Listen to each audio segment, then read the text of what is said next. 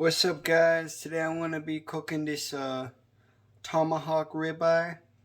I'm gonna be seasoning it with some salt and freshly ground pepper. So yeah, you're gonna season it pretty liberally with your kosher salt. One thing that's really important is make sure you get all sides of the meat.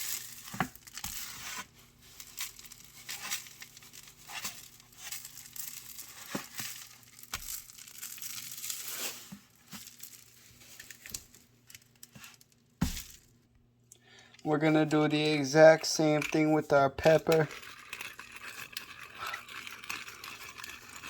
Just being sure to get all sides of our meat.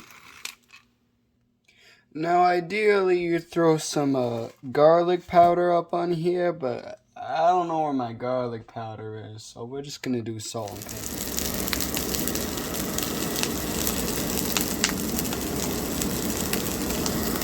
Okay, now we got our coals burning to a pretty good heat. We're gonna throw our ribeye on.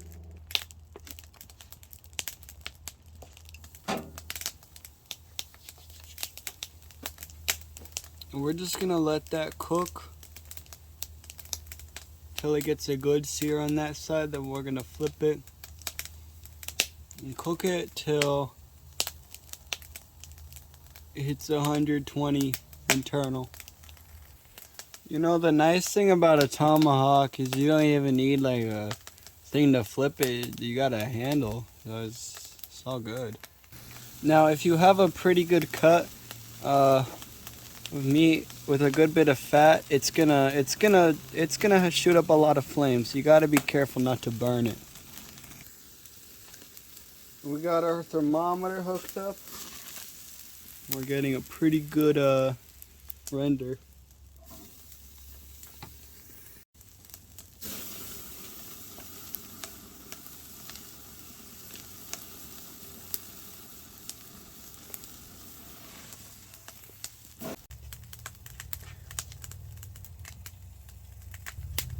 So as you could see, we got a great sear on the steak, but it's still very cold on the inside. So we're just gonna let it cook in indirect heat until it hits 120 internal.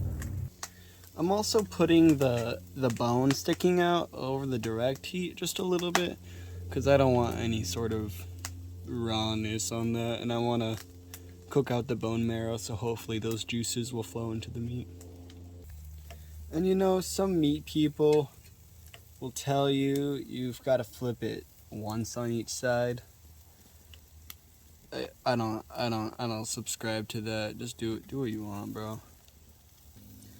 Now I think you're supposed to use a butcher's twine to like get it to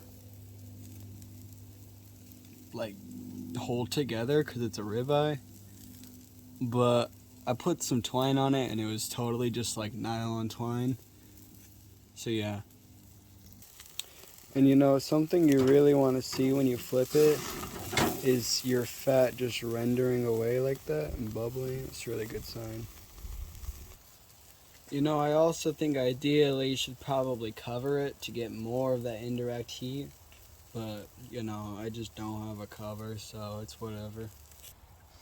With a normal steak, you'd probably be done cooking in 5 to 10 minutes, but something as thick as this, that's as much meat as this, it's gonna take a while, so just be patient. Don't let it burn. I think ideally I'd put a little bit more charcoal in, so this would go by quicker, but you know, it's all good. As you can see, our steak is hit 120 internal, so we're gonna take it and we're gonna wrap it up and let it rest for 15 minutes. As you could see, we got our steak wrapped up, and that's actually... Yeah, sorry, my dog. That's actually gonna let it finish cooking in the aluminum foil. Alrighty, as you could see, we let the steak rest until it hit 135 degrees internally.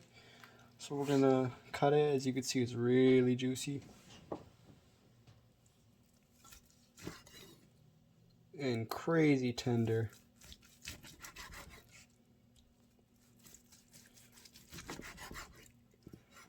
And these pieces are perfectly medium rare. Let's try it.